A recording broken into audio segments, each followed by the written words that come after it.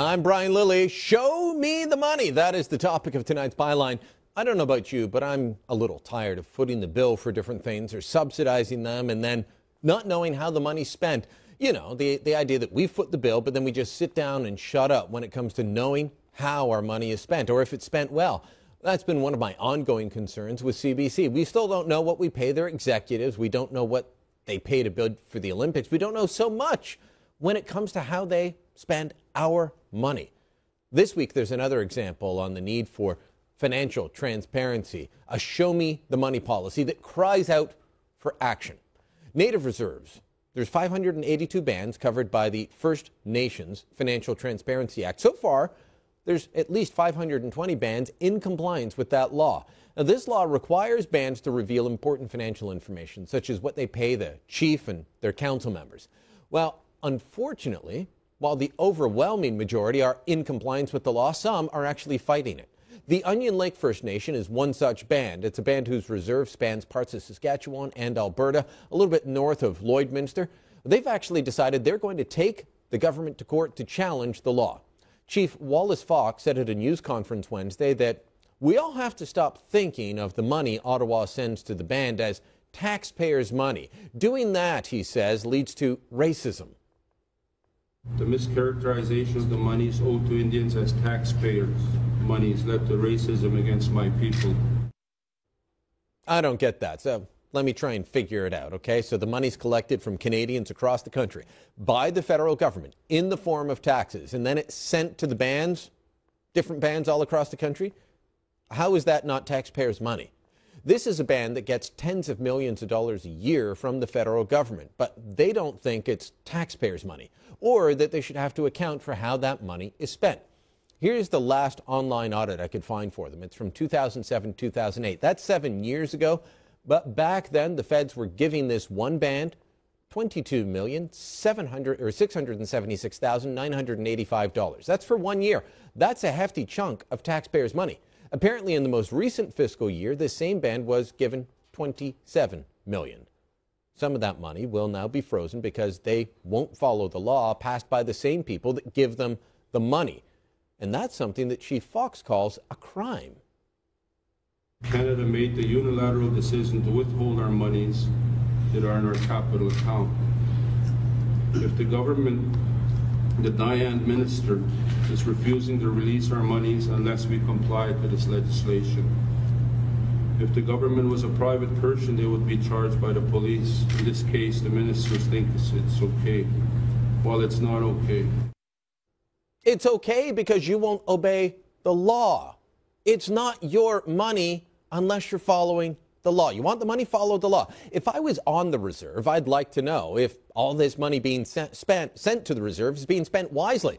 Now, this particular reserve looks like it's not a bad one. Onion Lake has invested a lot of money in infrastructure, modern infrastructure. That's a good thing. So maybe if the band members and the public at large knew how the money was spent, they wouldn't find anything on this reserve. Like I said, most of the bands have complied with the legislation, and good for them.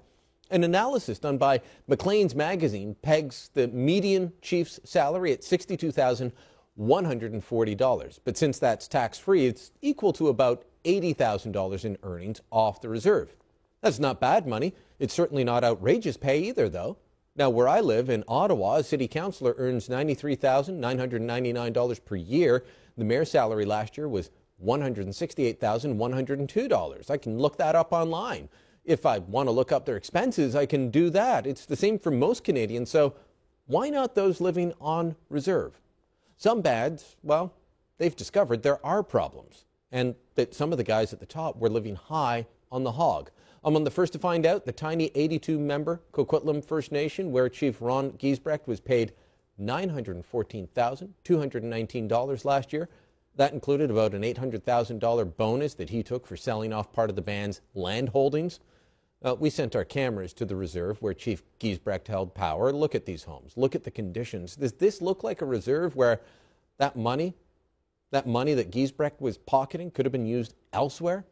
Then there's the Shuswap First Nation. This is a band that had the same leadership for years, mostly coming from the same family. In fact, Paul Sam, The now ousted chief and his close-knit family, they were recipients of about $4 million over the past few years. Mr. Sam and his wife, each earning $200,000, a son of theirs and a grandson, also taking a big payday. Well, Barbara Cote, the outsider to this group and on band council anyway, she was fighting for disclosure of salaries so the public and the voting members of the band would know where the money was going.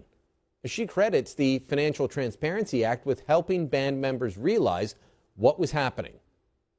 I think that Canada needs to know what chiefs and councillors are making, not necessarily what staff is making, but I certainly think that the Transparency Act is going to serve everybody in the membership, because I think that it should be an open book for our membership, what everyone's making, what the programs are, you should be able to walk into the band office and say, can I look at, the books?